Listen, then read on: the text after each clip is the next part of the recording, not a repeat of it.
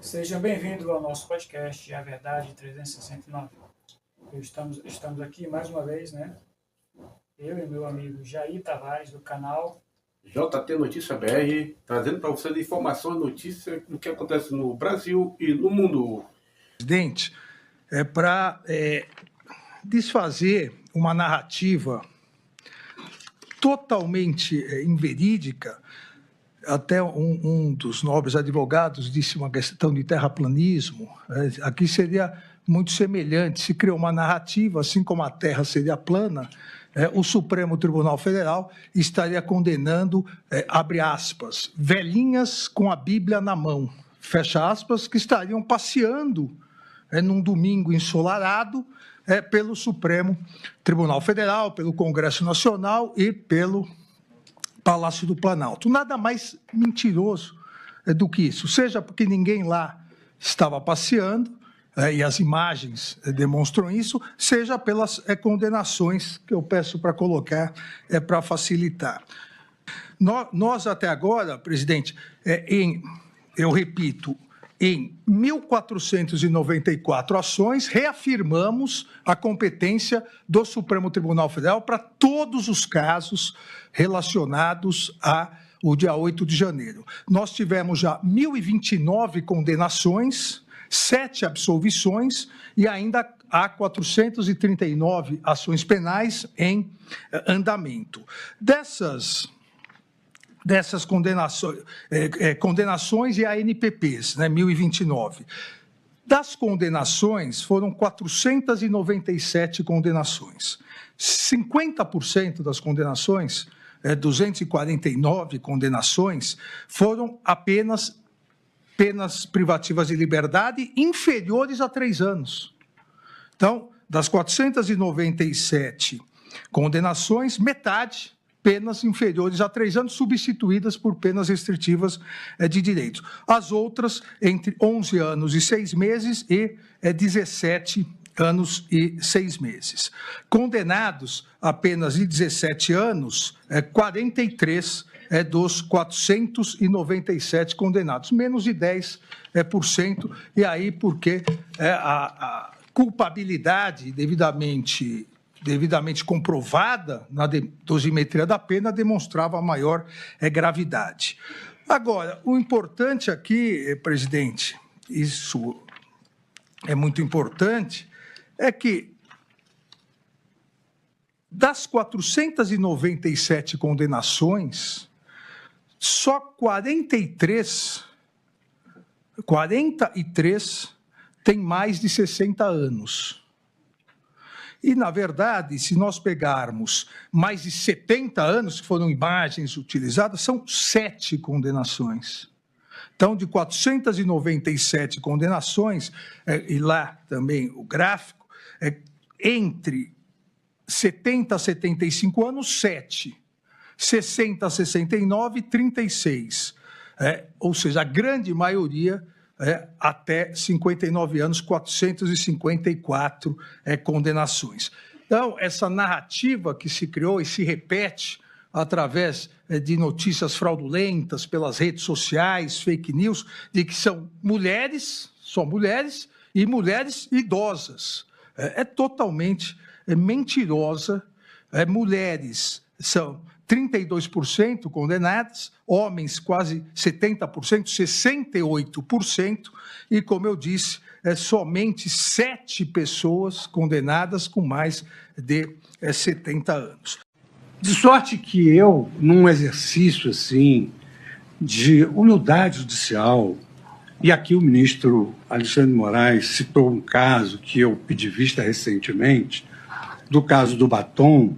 Eu tenho, e aqui eu falo para os integrantes da minha turma, que nós temos toda a liberdade e temos toda o respeito pela independência e opinião de todos os colegas, que eu vou fazer uma revisão dessa dosimetria.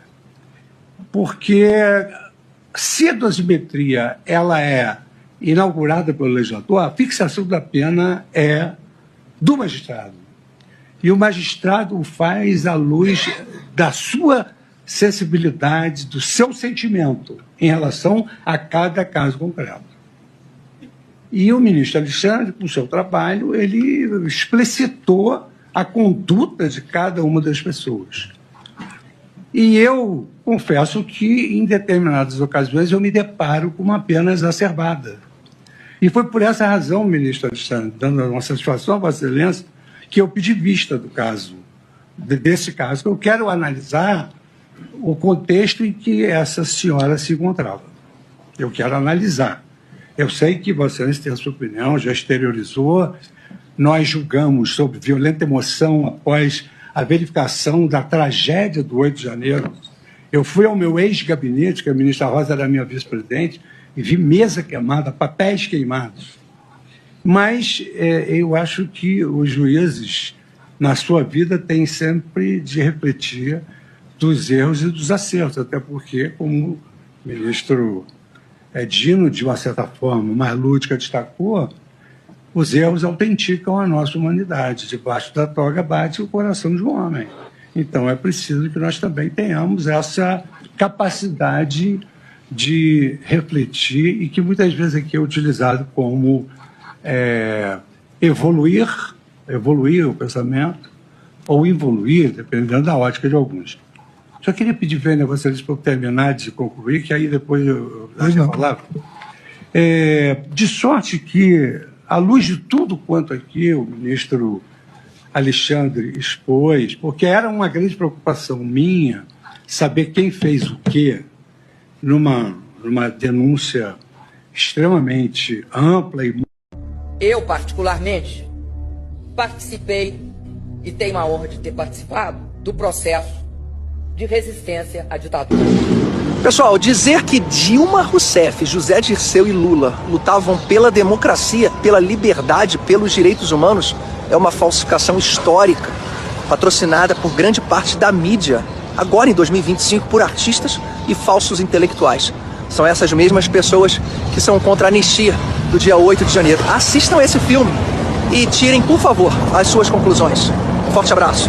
Eu tenho muito orgulho, além de ser companheiro da Dilma por esse tempo todo, nós formamos uma organização nacional chamada Vanguarda Armada Revolucionária Palmares. Nós praticávamos ações de expropriação, que nós chamávamos dos bancos. Nós íamos buscar dinheiro nos bancos, nós queríamos ter dinheiro para comprar armas. Fizemos ações em quartéis também, alguns quartéis, para pegar armas. Ninguém, no fundo, queria a democracia estrategicamente. Todo mundo queria, na verdade, o socialismo. Né? Buscava-se uma outra ditadura, que era a ditadura do proletariado. E que nós não éramos exatamente contra a ditadura, nós éramos contra a ditadura militar, burguesa, mas nós éramos a favor da ditadura do proletariado. Isso ninguém diz, mas tem que dizer, faz parte da nossa história. É a mentira que, de tão repetida, tornou-se história. O regime era o pretexto utilizado ao atrair militantes para a causa principal: instalar a ditadura comunista. Eram dezenas de grupos que, com brutalidade e frieza, cometiam atrocidades contra o povo brasileiro.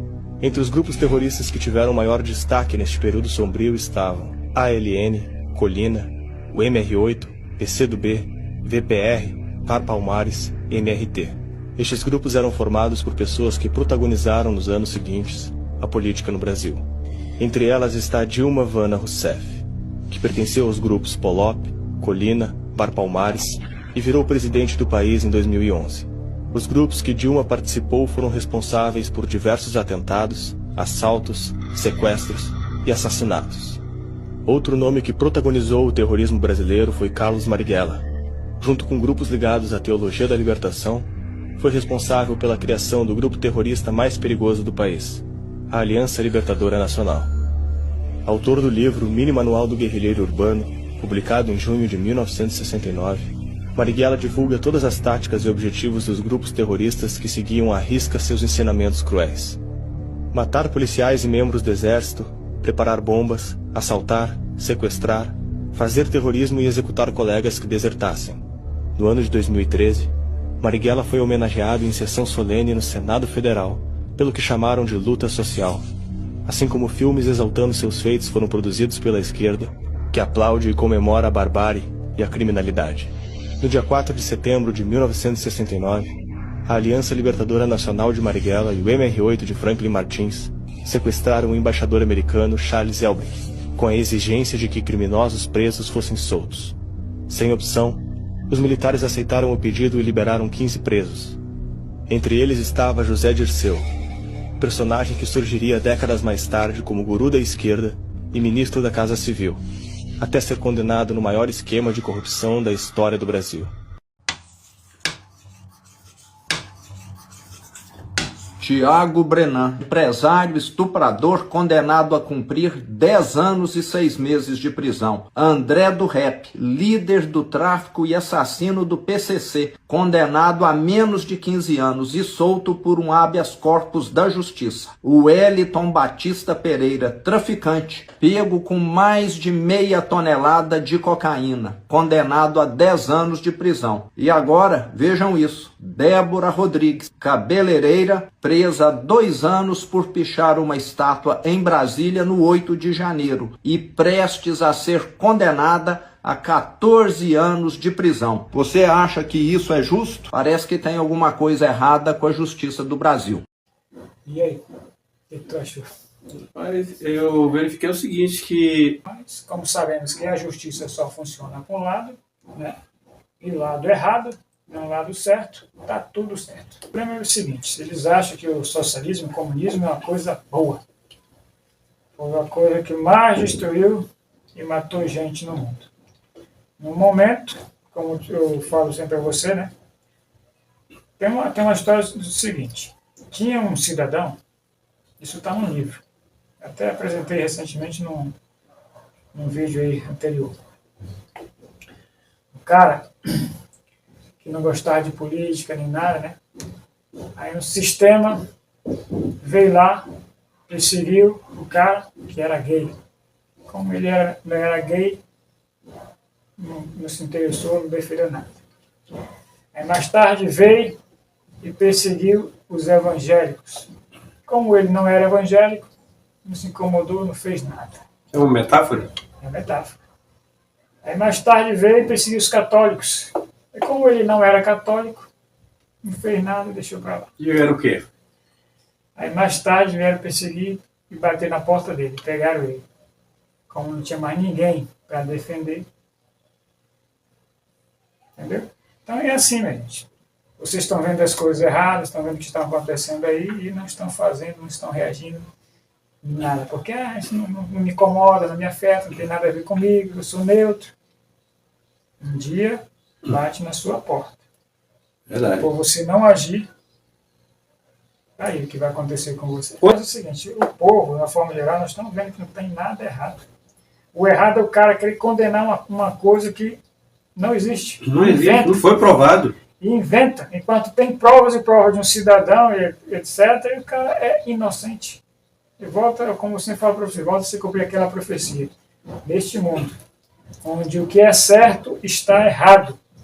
E o que está errado hoje está certo. Uma certa parte, porque essa certa parte é conivente, né? Com o comodismo, com o sistema de não querer fazer nada, é bandida, preguiçosa, só quer venha a nós vosso reino e o resto não se interessa por nada. É igual como eu falo hoje também, por exemplo, as igrejas hoje. Não fala mais do pecado. Irmão, isso aqui está errado, não. O que eles pregam muito hoje? Prosperidade. As pessoas só vão para a igreja por interesse financeiros, bem-estar, status. Né? Não procura mais o reino de Deus. Né? É assim. O mundo está assim, invertido. Os valores estão invertidos. Então, tudo ao contrário. É isso que nos entristece. Mas nós queremos dizer para os nossos amigos que vão assistir aí, ó, dê sua opinião. O que vocês acham disso aqui? Bom? É isso aí. No canal Verdade 369. Até a próxima. Um forte abraço. Não esqueça de se inscrever no nosso canal. Obrigado.